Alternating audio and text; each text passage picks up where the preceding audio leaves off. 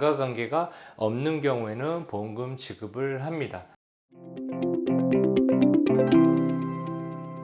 안녕하십니까. 보험금 분쟁 전문가 최성환 손해사정사입니다. 자, 오늘 다룰 내용은 고지의무 위반으로 통보를 받은 후에 어떻게 좀 대처해야 되는지 알아보는 시간을 갖도록 하겠습니다. 자, 고지의무 위반이란 보험계약 당시에 전화계약, 실제 오프라인으로 설계사분들하고 계약 할 때 묻는 사항들에 따른 내용이거든요. 그 부분을 청약시 질문표라고 얘기를 합니다. 청약시 질문표에 물었을 때 그에 따르게 성실하게 답변해야 되는 사항을 고지의무 사항이라고 얘기를 합니다.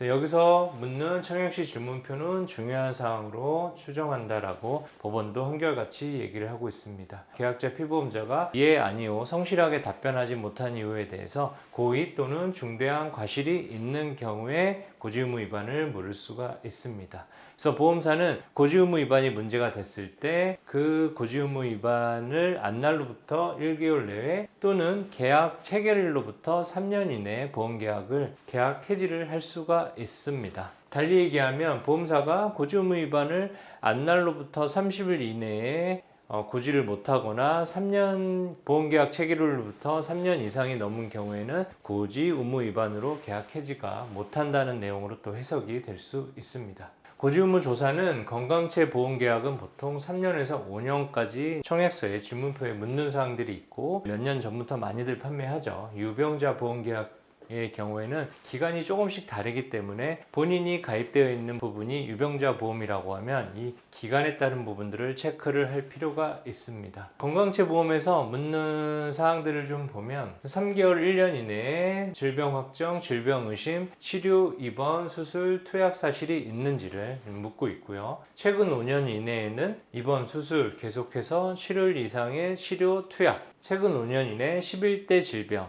암이라든가 에이즈라든가 뇌졸중이라든가 이런 부분들을 묻고 있습니다. 이 묻는 사항에 대한 부분들을 체크하셔가지고 문제가 되면 보험사가 고지의무 위반으로 이제 계약 해지 여부를 판단을 하는 겁니다. 고지의무가 문제되면 보험계약 해지 보험사가 통보를 하고요. 청구한 보험금은 고지의무 사항하고 인과관계가 있다라고 하면 보험금 부지급을 하고 인과관계가 없는 경우에는 보험금 지급을 합니다. 근데 보험사는 약간 이 부분을 판단을 할 때 아무래도 보험금을 주는 쪽이니까 같은 사안을 두고 좀 협소하게 타이트하게 판단을 하는 경우가 매우 높습니다. 고지의무 위반으로 통지가 받으면 일단 보험사가 일방적인 결정이니까 그냥 그대로 받아들이지 말고 그 내용이 맞는지를 확인해 볼 필요가 있습니다. 그 내용에 따른 절차고요. 보면 먼저 고지의무 위반 사항이 뭐가 문제냐, 그게 정확하게 문제가 되는 사항을 서면으로 문서로 요청해서 받으실 필요가 있습니다.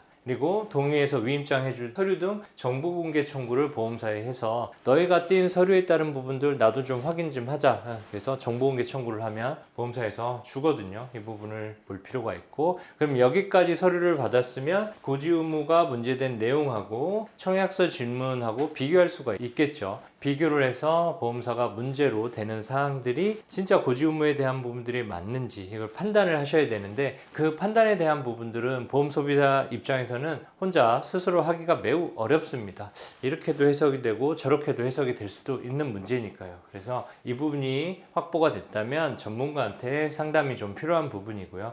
그래서 보면 분쟁이 많이 발생되는 요소는 이런 것들입니다. 그래서 여러 가지 묻는 사항 중에서도 애매하게 해석될 수 있는 부분들이 매우 그런 부분들이 있거든요. 질병 의심 소견, 재검사, 추가검사 등으로 보기 어렵다. 보험사는 이제 이 부분으로 본 거고, 저희가 판단했을 때는 보기 어려운 경우로 고지의무 위반을 판단한 경우에는 다툴 수 있고요. 안날로부터 고지의무 통보가 30일 이내 정확하게 이루어졌는지 체크해 주시고, 이 부분이 문제가 돼서 잘못됐다 하면 이 부분도 다시 다툴 수가 있습니다.